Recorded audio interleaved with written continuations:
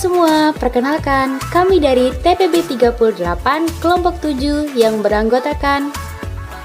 Kenalkan, nama saya Elsa Yuliana, NIM 121-1868, Prodi Biologi. Perkenalkan, nama saya Gaufila Dinda Nilita dengan NIM 12-12-60174 dari Prodi Farmasi. Perkenalkan, nama saya Kiki Firmansyah dengan NIM 12-11-865 dari Prodi Biologi. Halo, perkenalkan nama saya Martoro Subur Tarigan dengan NIM 12-11-80059 dari Prodi Biologi. Perkenalkan, nama saya Sintarani Virgianti dengan NIM 12-12-60173 dari Prodi Farmasi. Perkenalkan, nama saya Desi Indriani dengan NIM 12-11-80070 dari Prodi Biologi. Jadi teman-teman, pada tugas RBL kali ini kami akan membuat roket air sederhana sebagai bentuk penerapan dari hukum Bernoulli.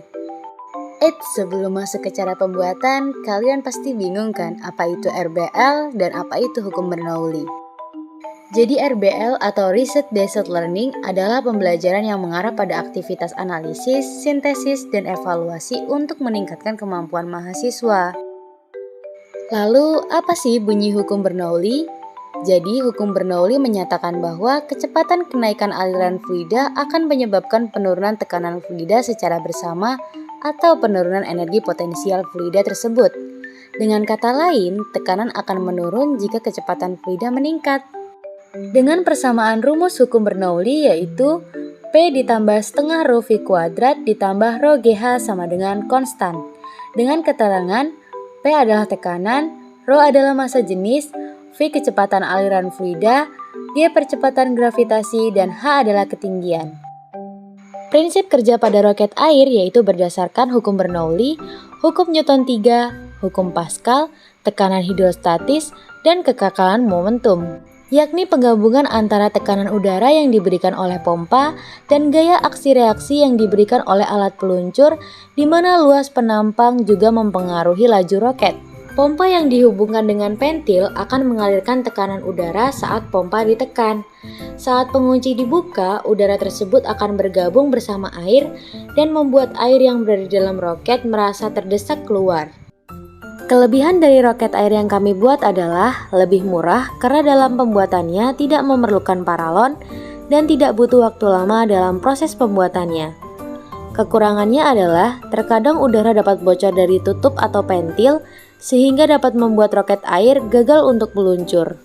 Sebenarnya gimana sih cara pembuatan roket airnya? Yuk kita simak langkah-langkahnya. Adapun alat dan bahan yang kami gunakan dalam pembuatan roket air ini diantaranya ada kertas karton, double tape, gunting, spidol, kardus, penggaris, lem, botol air mineral bekas, pompa, dan pentil ban.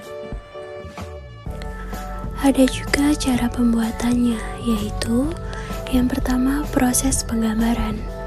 Pada proses ini, kami menggambar kerucut dan segitiga sembarang yang nantinya akan digunakan untuk tubuh roket. Yang kedua adalah tahap perakitan. Pada tahap ini, tutup botol dilubangi dan dipasang pentil.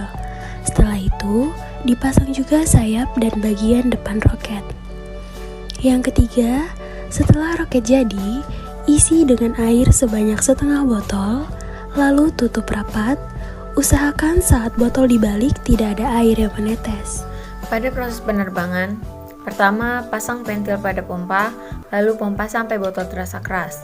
Jika sudah keras, berarti udara dalam botol telah terisi penuh. Yang kedua, cari tempat yang lapang, lalu lepaskan tutup botol, dan roket pun akan meluncur. Sekian video penjelasan yang dapat kami berikan.